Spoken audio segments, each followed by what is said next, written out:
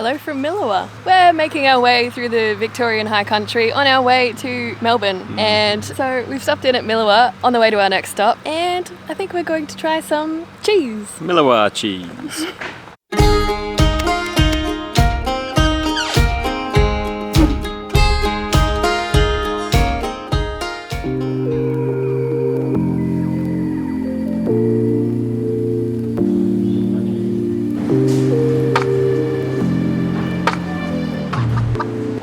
Alright, so we've arrived at the Milawa Cheese Company, which is in a tiny little town called Milawa that we almost missed driving through it. We've got a bit of a tasting platter of 8 cheeses. We have the chèvre, which is goat in French, the ashed chèvre, the camembert, not camembert chèvre, camembert goat. That goes back to English. It must be a English style cheese. The cow's camembert, the brie, the King River Gold. We did like a gold we had the other day, so apparently the gold is their most awarded, so that should be delish. The cheddar, Milawa Blue is the final one. The interesting thing about this place is you can get a takeaway tray of 8 cheeses and try it wherever you want. So we're just trying it in the back of the van right now, which is a bit messy. Sorry about that.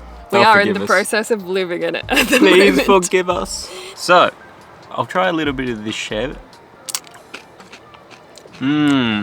Sour. It's got some zing to it, that one. I like that. There's an ashed version of that. Does the ashed add things? A little bit. Now we have a goat's camembert. Tastes like a camembert.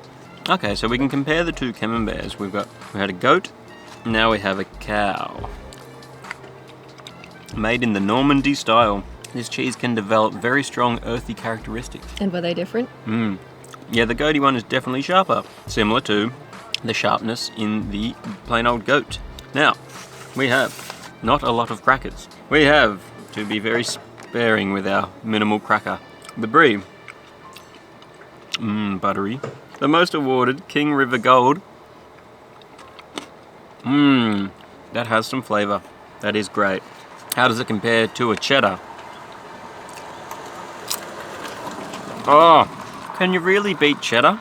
That is just pungent. Oh, the cheddar is my fave so far. But I am known to love a blue cheese, and this is the final one, the Milawa Blue. Oh, yep. That's great. Closest to the cheddar, I'd say, but with that blue flavour. Inspired by Gorgonzola Dolce, this cheese is a mild creamy blue and has a rich buttery flavour. Yeah, that's fantastic. It gets better as you go. I love that. Not a big fan of the goat then. Oh, the goat's good. It's got the zing. The goat has the zing. But wow, the plain old cheddar. Oh, so much flavour. Damn, I was hoping you wouldn't like the cheddar because that's always my favourite. And once again, it's my favourite. And now he's going to want to eat it all. We ran out of crackers. They were a little bit stingy on the crackers. So we're now improvising with some chips instead. You do what you got to do, you know.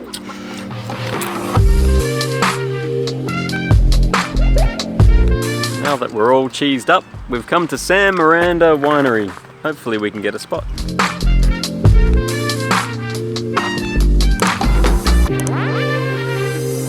(2019) Tanat. That smells delicious. I really like that smell. Oh, that's like got bubble gum in it. It's amazing. That's really nice. But it also tastes like it's got like apple cider in it. It tastes incredible. I love that one. 3 years in the barrel. 2014 Saperavi. An even better smell. It smells rich. It smells dark. And tastes even better. Well, that's great. Now to decide what glass to get. Will you ever be able to choose? Oh no, I'm crumbling under the pressure. I can't decide. We finally selected our glasses of wine, and now we're out here in the, what would you call it, beer garden-y seating kind of area. It's not a beer garden, is it? It's a wine garden. With the bin chickens and real chickens behind us over here, which is pretty cool. And I ended up going with the, what was it called? Saparati. Oh my gosh. I've only had a few sips. We've never heard of. It's Saperavi. We got there in the end. Yeah, so it was a type of grape that we'd never heard of. And what did you get, Jessie? I'm loving the generous pours here. I got the TNT, Tempranillo, Nebbiolo, Tannat, which I've never heard of before. This is all new. Yeah, it's a lovely blend. Seems to have the best features of all those three. Well, I love the Tannat that we tried, but this one possibly even better. Oh, that's good. That is good. You just want to let it sit on the bottom of your mouth and not move. After visiting another winery where we couldn't really get a spot, we just kept driving and we just stumbled upon Sam Miranda Winery on the side of the road. It looked amazing. The vines look out of this world and really tall for wine vines. And so we did a U-ey around the roundabout and came back, and I'm glad we did because it's not crowded and we were able to have a little tasting and then get a glass and sit in this lovely area. Look at these chairs. Look at these. It's just built to relax. And that's just what we'll do.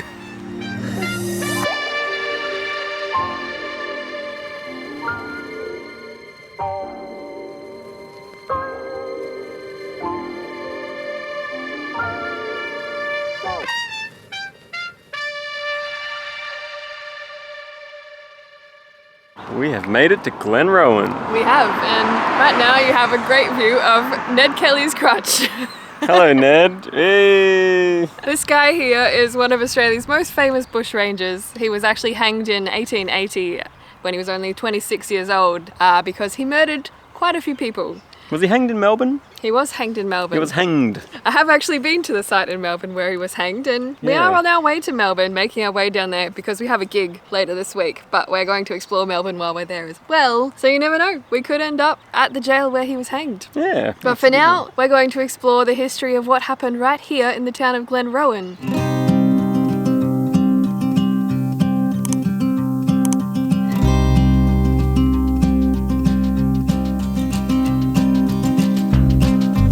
We've made our way through the town of Glenrowan from the statue of Ned Kelly all the way here to the inn where all of the events went down in Glenrowan on the day of Ned Kelly's arrest. Right now we're standing beside the original site of the Glenrowan Inn, which is no longer here. And this is the site that Ned and his gang took over. They actually made some rail workers pull up some of the railway line, and then they made them all huddle here in the inn. There were about 60 people in the inn, which was only a really small space. They took it over on Sunday morning, and at 2:50 in the afternoon is when all of the action finally culminated in Ned's arrest. So there's an actual dedicated area here in the town of Glenrowan with little statues, and they're numbered in order of the events and what happened and all that sort of thing during the siege where Ned was arrested.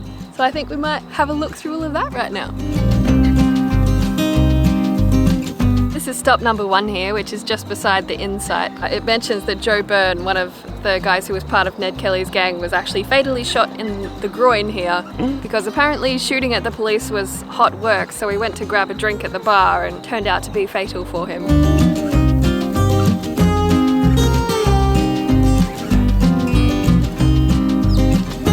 This marker here marks where the police were standing and hiding out so that they couldn't be shot by the Bushrangers in the hotel, which is just across the way here. Ned Kelly and his gang actually had really distinctive armour, which you probably noticed in the statue. It was basically like a 44-gallon drum on his head with eye holes cut out, and he fancied himself a bit invincible and bulletproof because of that, but in actual fact, his armour kind of inhibited his movement, and the police reckon if it wasn't for the armour, they would not have escaped being shot by him. But as it were, Ned was actually shot by the police in the arm and then the foot, and he was injured, and that's going to lead us to our next point.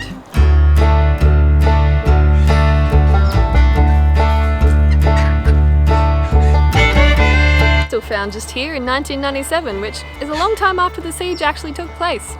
And it's not too far from where that marker is showing where the police were hiding out, and the inn is, of course, just about 30 meters away from us in that direction. This spot, point number 3, is where the gravel contractor's encampment was, because Ned had actually tried to bring up the railway line himself. I believe he was trying to stop reinforcements coming to get him. And when he failed to bring up the railway line himself, he returned here for assistance and hoped that the men in the tents here at the encampment were rail workers who could help him bring up the line. And I don't think that they actually were. He ended up bailing them up in the inn, and they became part of the whole saga. This spot here, spot number 4, 4 is where Ned was finally captured, although there are some differing witness reports about how that actually went down. But it actually is right beside the police lockup and the old police station here, so I guess he was getting a bit cocky towards the end and decided to charge right at him. Also, there's a little photograph here of 7 men from the Benalla contingent who helped bring down Ned. Interesting police uniforms back in the day. And this here is where Ned's cap and rifle were found. So you can imagine poor Ned has been shot in the arm, his arm is shattered, he's been shot in his face armour quite a lot, so his face armour, which had no padding, has been bashing against his face, and it's all now bloody and useless, so he shed it here before some of the final moments.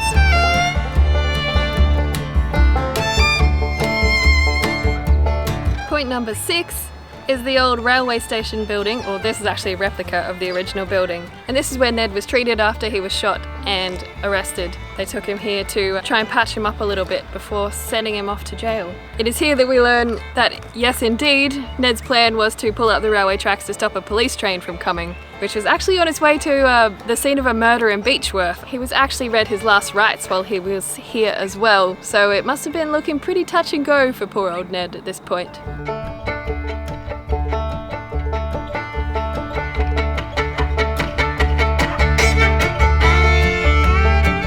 So if we had seen this as the actual introduction first point of this whole journey, it would have made a whole lot more sense, because this actually sets up how everything began. So start at information, don't start at 1. What he said. So the plan was actually Ned and his gang wanted to ambush the police train that was on its way to Beechworth because of a murder.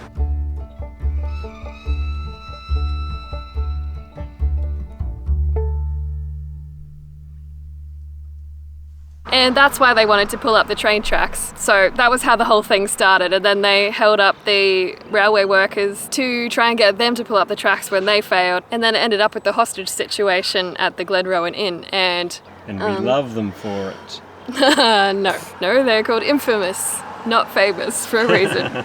The plan went all a bit wonky because the police response to the murder in Beechworth was actually much slower than they anticipated, so they had to hold up the inn for way longer than they were planning on, and during that time someone was actually able to escape and get word to the police, so the police were forewarned and the whole thing just fell apart. So starting from that explanation is a much better way to start this whole journey.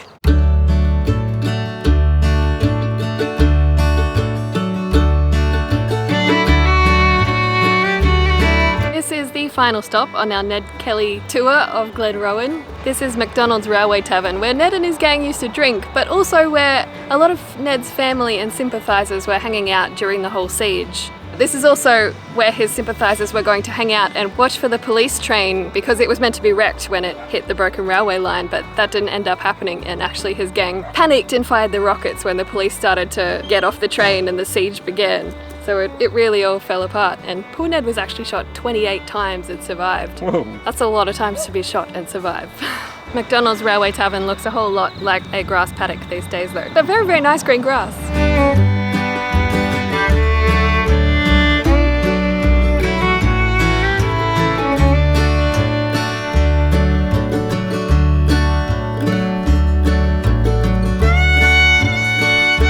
So Ned's been captured. He's down in Melbourne, he's awaiting the hangman's noose. And that brings us to the end of our Ned Kelly experience in Glenrowan. If you've done the siege and you wanted more Ned, there's actually a Ned Kelly museum here and a reenactment experience with all sorts of gunshots going off. I did that years ago, it was very good. And it's in the building right behind us here. But for us, especially because they're all closed, we came here kind of late in the day. I think that's going to be the end of our Ned Kelly adventure and the end of this video. But if you would like to see more videos from us, please subscribe. It's free, and we'll see you in the next one.